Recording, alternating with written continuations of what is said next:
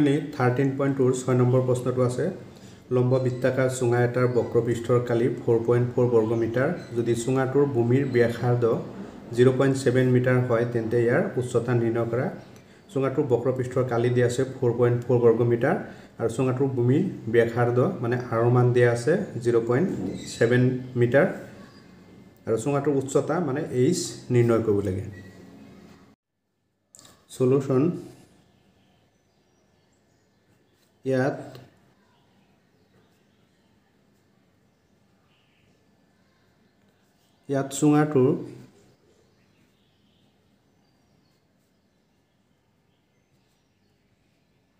চুঙাটোৰ ভূমিৰ ব্যাসাৰ্ধ দিয়া আছে আমাৰ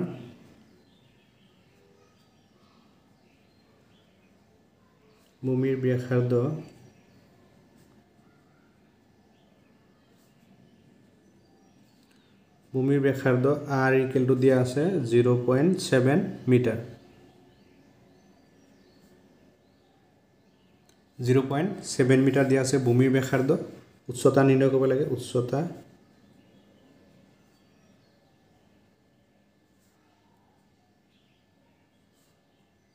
is equal to what চুঙাটোৰ বক্ৰপৃষ্ঠৰ কালি দিয়া আছে আমাৰ 4.4 বৰ্গমিটাৰ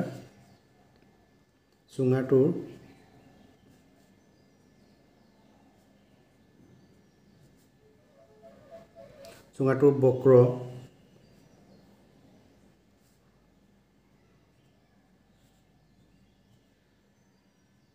পৃষ্ঠৰ কালি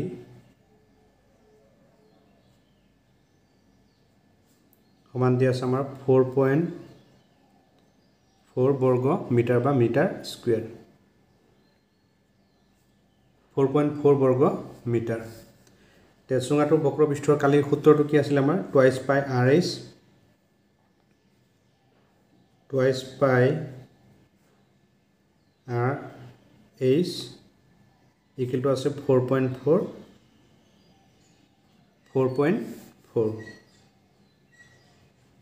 2 into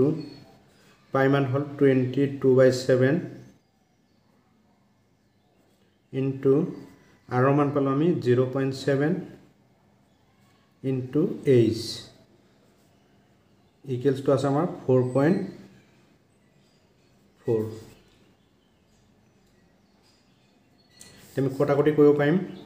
এই 7 এই 0.7 ত কেবাৰ যাব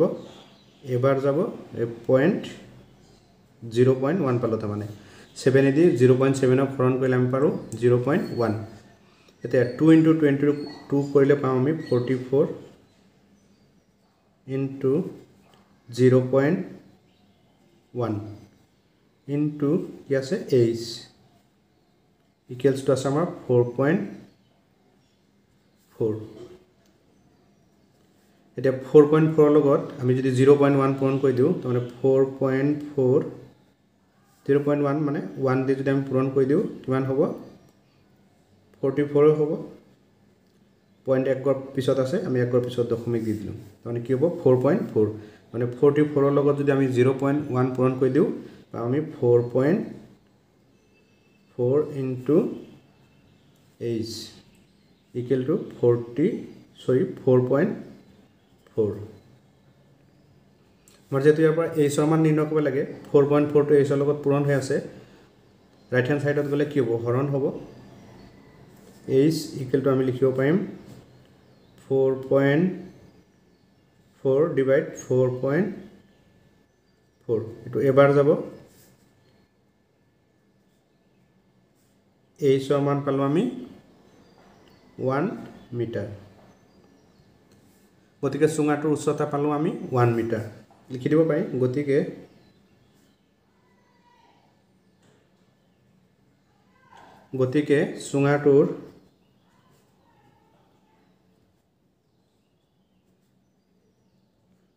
চুঙাটোৰ উচ্চতা